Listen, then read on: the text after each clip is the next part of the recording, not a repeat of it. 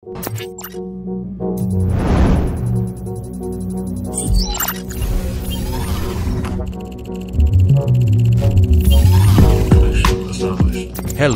kembali lagi di Ibad Media Soccer. Bertengger di posisi 4 klasemen sementara, kualifikasi Piala Dunia 2026 zona Asia, Indonesia belum aman untuk bisa lolos ke Piala Dunia. Jika ingin lolos langsung, maka Indonesia harus bisa finish di peringkat 2 dan itu sangat berat untuk kondisi saat ini. Untuk itu melawan Cina, Indonesia wajib menang agar tetap bisa di posisi 3 atau 4. Jika kalah lawan Cina, maka Indonesia bisa saja finish di urutan 2 terbawah. Itu berarti Indonesia dipastikan mengubur mimpi ke Piala Dunia 2026. Karena 2 peringkat paling bawah tak akan bisa ikut babak keempat. Untuk itu, kemenangan lawan Cina harus menjadi laga wajib menang. Saat ini Indonesia dengan segala kekuatannya menargetkan kemenangan. Berhembus banyak kabar dari media negara tetangga dan lainnya, Indonesia diprediksi akan kalah melawan Cina. Prediksi mereka didasarkan pada banyaknya pemain Indonesia yang tidak bisa tampil karena cedera dan akumulasi kartu kuning. Namun perlu diketahui Indonesia cukup punya kedalaman skuad yang level permainannya tidak jauh beda. Sehingga meskipun banyak pemain yang sedang absen, Indonesia dengan pemain lapisnya akan menunjukkan performa yang sama bahkan bisa lebih tinggi. Diketahui beberapa pemain yang dipastikan absen adalah Marcelino Ferdinand dan Martin Paes. Keduanya dipastikan tidak akan main karena akumulasi kartu kuning.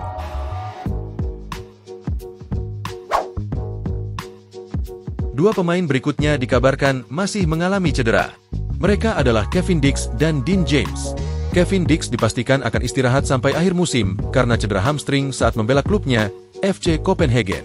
Kabar baik bagi timnas, Dean James akhirnya pulih dari cederanya dan dia telah dimainkan Go Ahead Eagles saat bermain melawan PEC Zuli.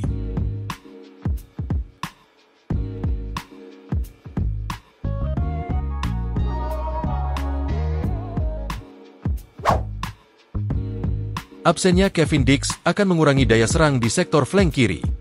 Lantas siapa yang akan menggantikan mereka?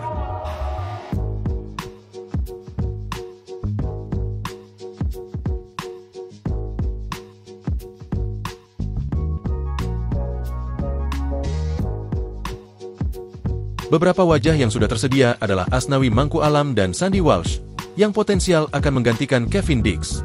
Di Port FC, posisinya sebagai bek kanan, Asnawi telah bermain sebanyak 28 kali dengan 1 gol dan 1 assist. Peran Asnawi di Port FC sebagai bek kanan sering difungsikan juga sebagai sayap. Dia support serangan di sayap kiri. Kelebihannya adalah kecepatan dan kekuatan fisiknya. Meskipun secara akurasi dan visi bermain terkadang masih belum sempurna, dia sangat potensial sebagai pengganti Kevin Dix.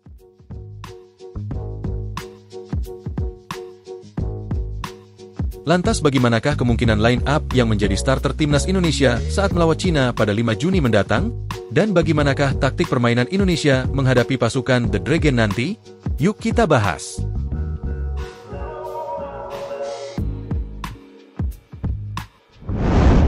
Formasi. Mengamati laga-laga sebelumnya, Indonesia akan mempertimbangkan taktik permainan dengan possession atau penguasaan bola tinggi dan dominan menyerang.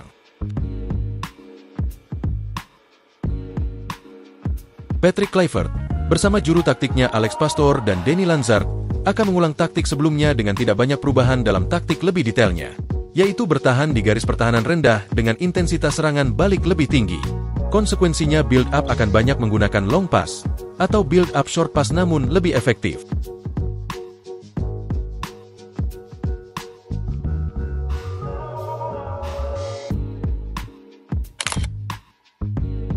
Indonesia yang tidak akan diperkuat oleh Martin Paes, karena akumulasi kartu akan memanggil kiper Palermo, Emil Audero. Secara pengalaman Emil sangat potensial untuk dipanggil. Dia kemungkinan akan terlambat karena masih memperkuat timnya di babak play-off Serie B, untuk mendapatkan tiket ke Serie A.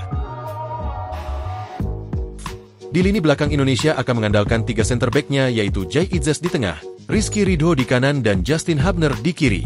Elkan Bagot yang dikabarkan bergabung akan menjadi pelapis potensial di laga ini. Sementara itu 2 jangkar dan pemain tengah akan potensial Palu Pessi dan Tom Haye. Sedangkan wing back kanan, Asnawi Mangku Alam akan kembali diberi kesempatan menggantikan Kevin Dix. Di wing back kiri masih akan diberikan kepada Kelvin Verdong. Sementara itu, 3 pemain depan kemungkinan besar adalah Ragnar, Egy Maulana Fikri, dan Ula Romeni. Performa pemain PEC Zuli, Eliano Reinders, baru-baru ini cukup memukau. Dia baru saja mencetak gol di Eredivisie dalam laga melawan Willem. Pemain ini juga sangat potensial untuk menjadi starting line up selain Egy Maulana Fikri.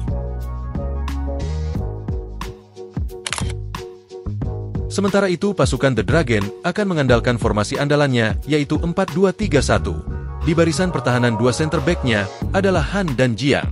Sedangkan right back adalah Yang dan left back-nya Lei Li. Midfielder Cina yaitu Huang.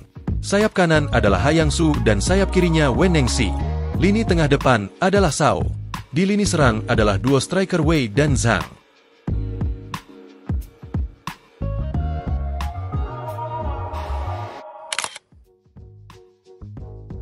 Cina sejauh ini hanya menang melawan Bahrain dan Indonesia. Cina kalah berturut-turut melawan Jepang, Arab Saudi, dan Australia. Prediksi taktikal gameplay. Indonesia yang menerapkan shape 3 back akan lebih banyak inisiatif menyerang. Dalam hal ini, 2 wingback-nya yaitu Verdong dan Asnawi Mangku Alam akan lebih sering naik, sehingga menempatkan 5 pemain di lini depan Indonesia. 2 midfielder Haye dan Palupesi akan bergantian saling topang. Haye akan lebih banyak di lini tengah dan depan, sedangkan Palupesi akan banyak di lini tengah dan belakang. Hal ini mengacu pada gameplay pada laga melawan Bahrain.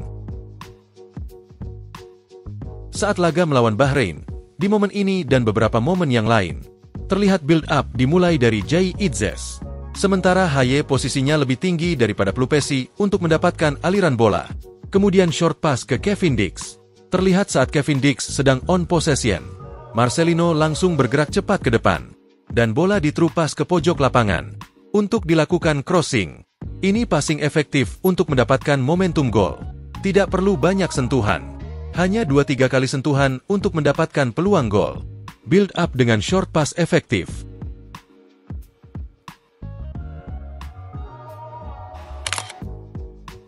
Terbukti Indonesia bertahan dan menyerang cukup baik.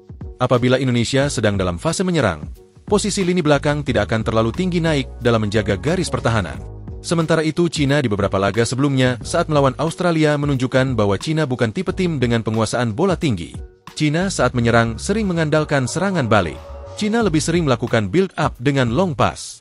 Kalaupun dengan short pass, maka tidak akan bertahan lama. Mereka langsung long pass ke pemain depan. Demikian juga Indonesia.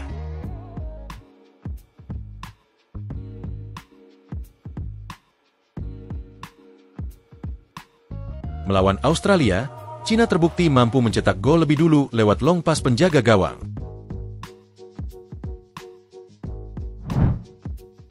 Demikian juga gol Indonesia ke gawang Bahrain dicetak lewat long pass dan di finishing Ula Romeni assist dari Marcelino.